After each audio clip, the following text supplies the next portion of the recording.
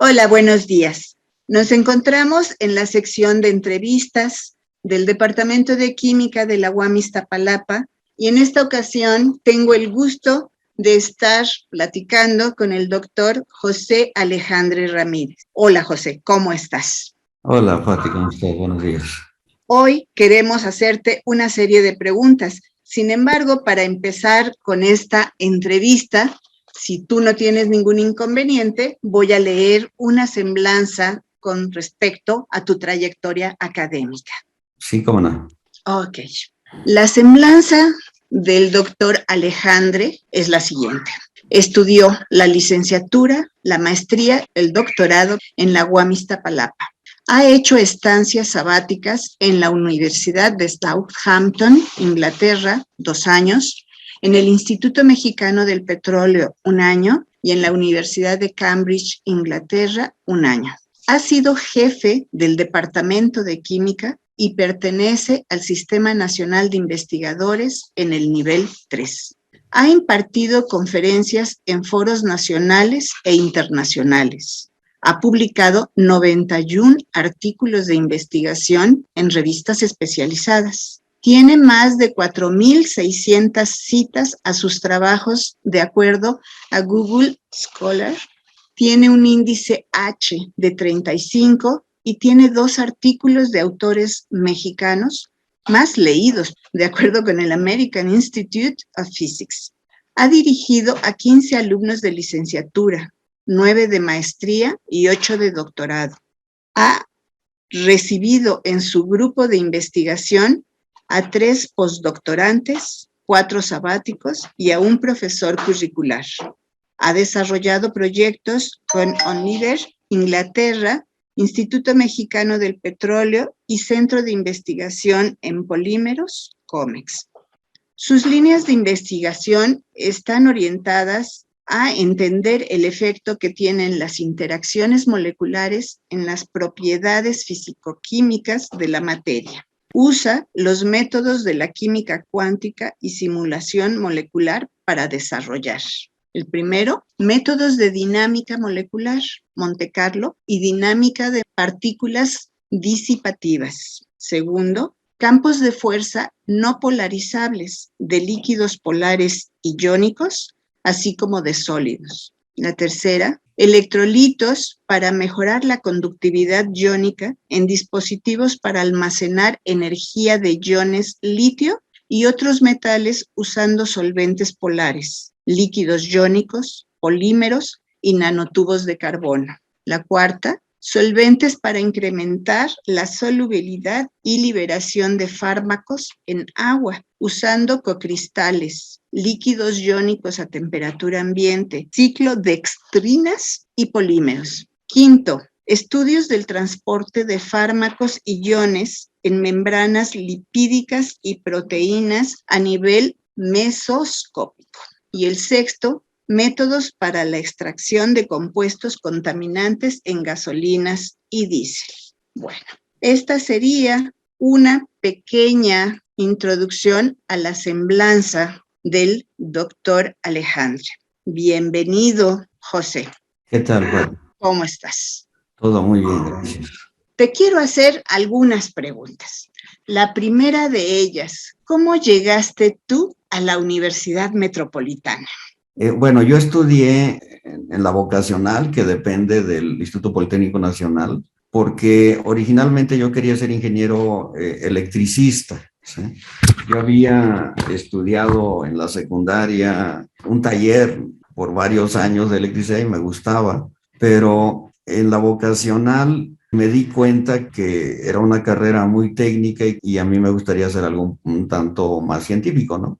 Y entonces fui a la ESIQUIE porque las vocacionales tienen pase automático al Politécnico. Y estando en la ESIQUIE me di cuenta de lo mismo, que a pesar de que era química me seguía pareciendo pues un tanto pues más técnico y a mí me gustaba más la ciencia. Entonces en aquella época encontré a un colega que estudiaba en la UAM. Yo pensaba que la UAM era privada y que era costosa, pero este amigo me dijo que no, que era una universidad, pues donde sí se pagaba una colegiatura, pero había manera de obtener beca, ¿no? Y entonces yo vivía cerca de la UAM, Iztapalapa, y bueno, allí daban la carrera de química, hice el examen de admisión, lo acredité y después de eso dejé el Politécnico, ¿no? Y en efecto solicité una beca, me dieron la beca, y digamos la beca cubría básicamente pues la colegiatura, ¿no?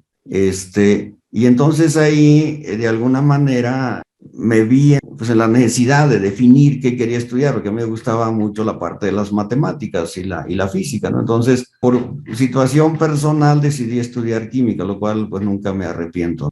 Realmente Bueno, llegar a la carrera de química en la UAM pues ha sido para mí uno de los mejores satisfactores en la vida. Ha permitido que me desarrolle como persona, como profesional de esta ciencia. Y entonces, al final, con esta parte de las crisis económicas que ha atravesado este país, al final ni siquiera tuve que pagar la beca porque la universidad había firmado un acuerdo con el CONACYT, que es el que daba la beca, y entonces pues simplemente ellos se encargaron de decir, bueno, pues el costo después de tantas devaluaciones pues ya es muy simbólico y entonces cerraron el crédito, ¿no? O sea, se pagó, ¿no? Y bueno, así perfecto, fue como llegué a la universidad. correcto. ¿Y tu decisión de quedarte durante licenciatura, maestría y doctorado? Sí, ¿Qué bueno, fue? ya estando en la universidad, pues bueno, es un modelo diferente al que uno había estado acostumbrado. Primero es un modelo trimestral, 11 semanas muy activas, muy, digamos, muy pesadas, un mes en promedio de periodo intertrimestre. Pero sin embargo, el hecho de que en el primer año uno conviviera con alumnos de diferentes carreras del tronco común, pues permite de alguna forma pues ir conociendo pues amigos de diferentes áreas con diferentes intereses y eso hace pues más rica, creo yo, la formación de uno como estudiante. O sea, uno no llega directamente a estudiar química, sino que el hecho de conocer amigos de otras carreras pues hace que, digamos, la formación de uno mismo sea más, inclusive más sólida, ¿no? Porque los profesores que te dan clases, pues son en general, a mí me tocó en la época en que la mayoría de los profesores eran de tiempo completo, ¿no? Entonces, especialistas en su tema de clase. Un físico te la da un físico, las matemáticas, los matemáticos y la química, los químicos, ¿no? Entonces, eso hace, me parece muy rica la formación dentro de ese primer año, ¿no? Ciertamente es duro porque pues el físico quiere que veas los temas como si fueras a ser físico, ¿no? Todos Me son parece, estudiantes de física.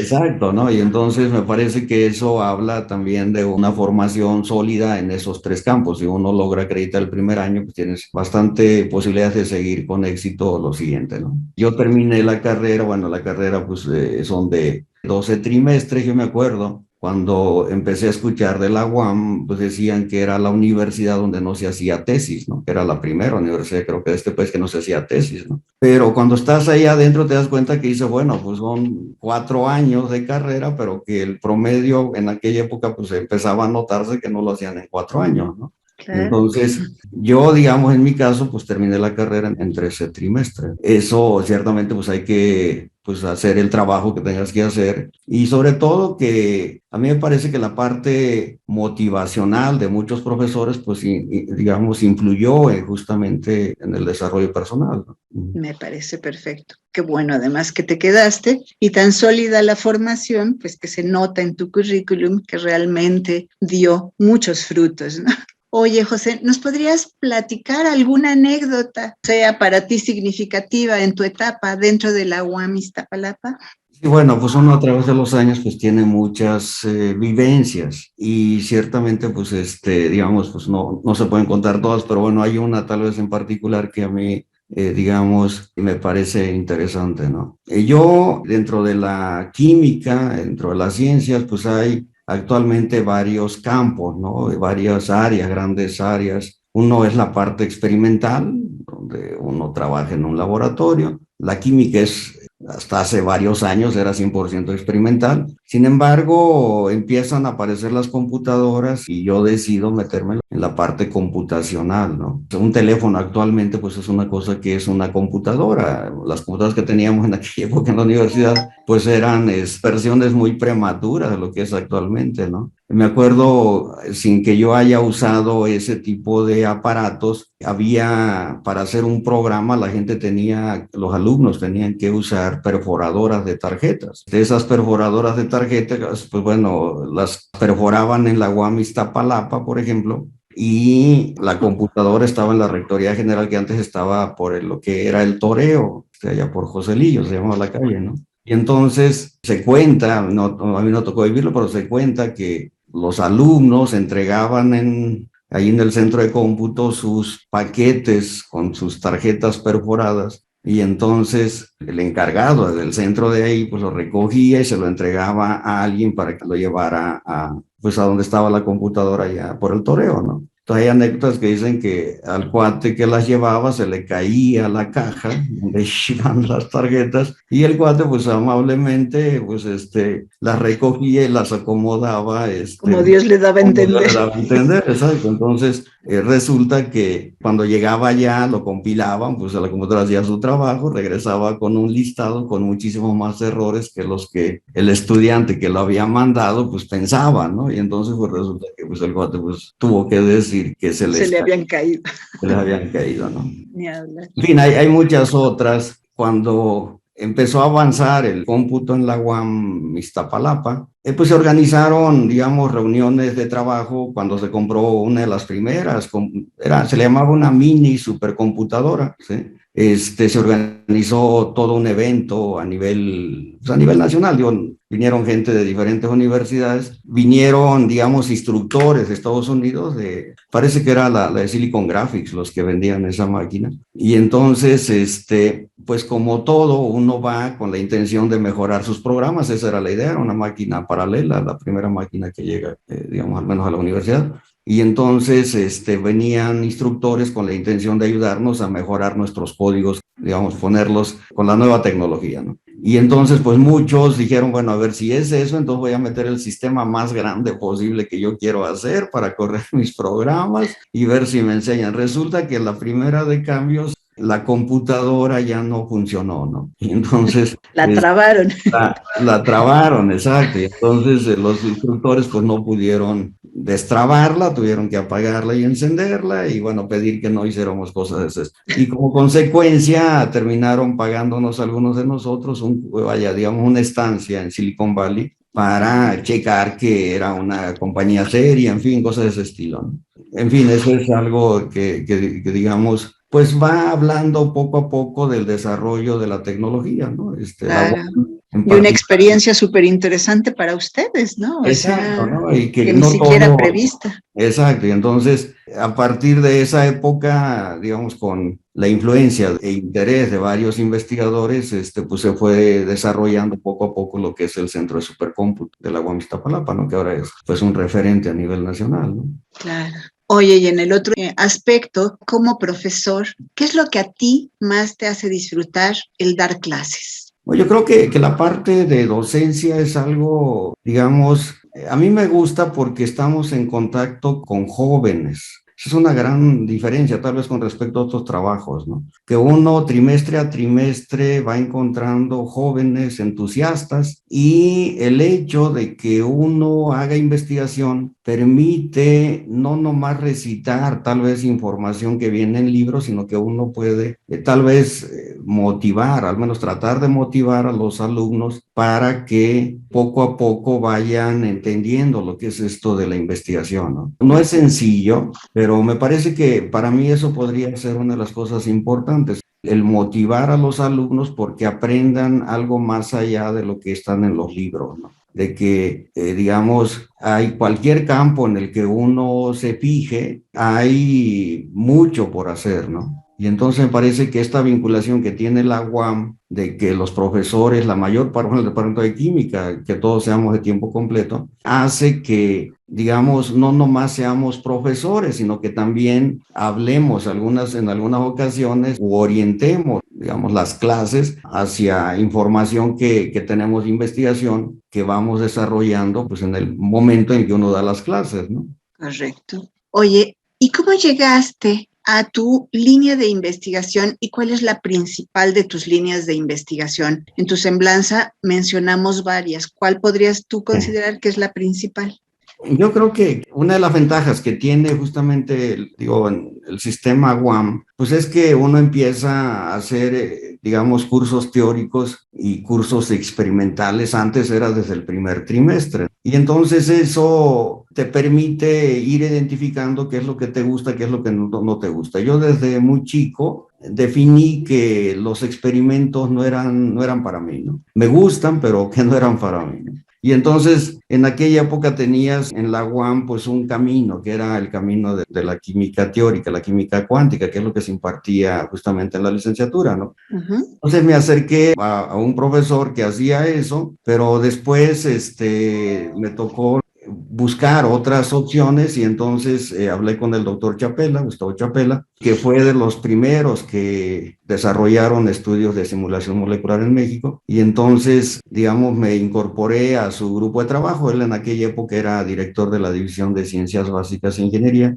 y tenía el interés de formar un grupo orientado a la simulación molecular formado por diferentes profesionales, ¿no? O sea, él trabajaba en el departamento de física y entonces tenía un alumno de allí, de física, y entonces quería un químico, un ingeniero químico, y entonces yo lo conocí justamente en ese momento, cuando él andaba tratando de formar un grupo, ¿no? Y entonces hablé con él, me explicó lo que hacía, me interesó. Y había otro colega que también estaba en ingeniería química y entonces pues éramos tres que de vez en cuando nos reuníamos para discutir proyectos alrededor de la simulación molecular. El doctor Chapela es pionero en la simulación molecular en México, pero también en la UAM, y entonces en cierta manera eso ha repercutido porque, bueno, digamos, él ha sido un impulsor por el desarrollo del supercómputo en la universidad, ¿no? Entonces, eso hizo que las condiciones fueran mucho mejores para desarrollar proyectos pues, de vanguardia, ¿no? Proyectos pues, más de frontera, ¿no? En esta área del conocimiento. Oye, y por ejemplo, si algún estudiante está interesado en trabajar en tu grupo, ¿qué tipo de habilidades debe de tener para poder incorporarse fácilmente? Bueno, mira, antes, la manera de trabajar ahora en estos campos de cómputo, pues es diferente. Antes, digamos, uno tenía un problema para resolverlo, tenías que desarrollar ecuaciones y esas ecuaciones ponerlas en un programa y ese programa, digamos, correrlo para obtener propiedades dentro del sistema que tú estabas interesado, ¿no? Ese camino es un camino largo porque, digamos, implica pues desarrollo de modelos matemáticos, de programas, de validación de los programas, reproducir información que seguramente ya había hecho algún otro investigador para ver que tu modelo, tu programa y tus resultados estaban correctos. Y una vez que ya tienes eso, entonces ya lo empiezas a aplicar al sistema que te interesa, ¿no? Y entonces eso, pues como puedes ver, es una formación bastante completa. Ciertamente antes no había internet, cuando te estoy hablando de los 90, digamos, no había internet y entonces querías actualizarte sobre el campo que a ti te interesaba, pues tenías que ir a la biblioteca, pero la biblioteca tampoco recibía las revistas todos los meses, ¿no? Claro. Y entonces eso, digamos, es una diferencia con respecto a lo que ocurre ahora. Ahora, pues en una sentada en internet con palabras claves, pues te despliega cientos de páginas y puedes conocer el estado del arte en un tema, ¿no? Entonces, ¿qué necesita un alumno? Actualmente es diferente porque actualmente hay programas, algunos se venden y los compran las universidades. La UAM compra programas de cómputo para hacer estudios con la química cuántica. También hay programas, digamos, gratuitos y entonces, bueno, ya los investigadores podemos buscar y descargar esos programas del Internet. Y entonces la parte de simulación molecular lo mismo, hay programas que se venden y otros programas que son públicos. Actualmente en este campo se requieren pues ciertamente conocimientos de la física, fisicoquímica en particular. Se requiere un poco de conocimiento de programación, uso de programas, uso de computadoras y actualmente se puede avanzar mucho más rápido en el desarrollo de proyectos de investigación sin, digamos, pasar por todo esto que a lo mejor muchos pasamos en el sentido de justamente de tener un dominio mayor sobre la parte teórica, la parte computacional. Y lo que creo yo que un alumno en este campo tiene que decir, bueno, pues a mí me gusta igual la parte teórica, la parte computacional. Actualmente, muchos de los estudios que hacemos ya los podemos contrastar contra información experimental, ya no se queda en sistemas modelo como era en el pasado, ¿no? Ahora lo que de alguna manera todas estas metodologías, tanto la parte metodológica como la parte computacional se han desarrollado y nosotros en particular en mi grupo de trabajo, pues buscamos tener interacción con la información experimental, ¿no? Bien sea que ya esté publicado, bien sea que la desarrollen en algunos laboratorios, pues del país o del extranjero, ¿no? Ya, entonces, más paralelamente. Sí, exacto. O sea, creo yo que ese es un avance muy importante y entonces pues muchas de las líneas de investigación que estamos justamente desarrollando van en esa dirección, tratar de entender lo que ocurre en las interacciones moleculares, que es el ingrediente más importante, creo yo, en la parte metodológica de simulación molecular. Si uno entiende las propiedades, digamos, de la interacción entre las moléculas, uno puede entender el comportamiento de la materia y puede predecir su comportamiento en otras condiciones, ¿no? Lo cual justamente hace estos métodos pues muy atractivos. Debo decir que en el mundo se le está metiendo muchísimo dinero para el desarrollo de computadoras cada vez más rápidas y metodologías para resolver las ecuaciones que allí aparecen también cada vez más eficientes, ¿no? Wow, bien interesante. Oye, y si tú no hubieras estudiado química, ¿qué otra disciplina te hubiera gustado estudiar? Pues mira, yo, bueno, tuve, como comenté antes, el hecho de haber estudiado en una secundaria donde había talleres y en los talleres te enseñaban, digamos, ciertas habilidades para que en caso de que no pudieras seguir estudiando, pues pudieras dedicarte a nivel técnico por ese lado, ¿no? Yo estudié electricidad. Y bueno, estudié, digamos, aprendí cómo hacer una instalación casera ahí en la secundaria, digamos, lo cual, después cuando metí a la vocacional, entendí lo que era la parte de la, digamos, electricidad industrial. Y pues muy interesante, pero allí fue donde, como comenté, pues me di cuenta que yo no era para eso. A mí me gustaba más la parte científica. Entonces, cuando regreso a la UAM, digo, si voy a ser, pues quiero ser científico, ¿no? Eso es lo que desde muy joven me quedó claro, ¿no? Y entonces entro a CBI, ciertamente, porque es pues, ahí donde estaba la parte que a mí me interesaba. En algún momento, yo entré a química directamente, pero en algún momento, digamos, pensé en la física como carrera, ¿no? Pero al final, después de analizarlo y todo esto, decidí que la química era mejor, ¿no? La Tomaste una buena decisión. Y la verdad me parece que, bueno, al final de todo el camino, digamos, todo este camino, pues termino colaborando con gentes, no nomás de física, he colaborado mucho con colegas de física a nivel nacional, a nivel internacional, pero colaboro también con ingenieros, con matemáticos, y entonces esta disciplina de la simulación molecular es bastante rica en el sentido de que uno puede aprender metodologías y conceptos, temas en campos muy diversos. Y entonces la verdad, el hecho de que yo haya tenido una formación como químico me permite justamente entender mucho de lo que se hace en otras carreras, ¿no? Sí, no me metí a física por cuestiones de tipo, digamos, económico. Yo en algún momento no sabía si iba a terminar la carrera por cuestiones económicas, ¿no? Entonces dices, como físico, en aquella época yo pensaba que el campo de acción iba a ser más limitado que si yo terminaba una carrera de química entonces con la carrera de química yo sabía que podría conseguir empleo en la industria, ¿no? Cosa que como físico no. Entonces digo, bueno, y ahora si me gusta la física, pues puedo justamente hacer algunos cursos en física, que fue lo que hice. Llevé algunos cursos, digamos, de estos optativos con física, ¿no? Y entonces, bueno, y al final estoy muy contento porque la orientación, digamos, desde el punto de vista de desarrollo en este campo de la simulación molecular, a mí me gustan más la parte que tiene que ver con la vida real, con proyectos que tienen que ver con cosas que se miden en un laboratorio. En muchos colegas físicos no les interesa tanto eso, les interesa más la parte de tendencias en modelos matemáticos para predecir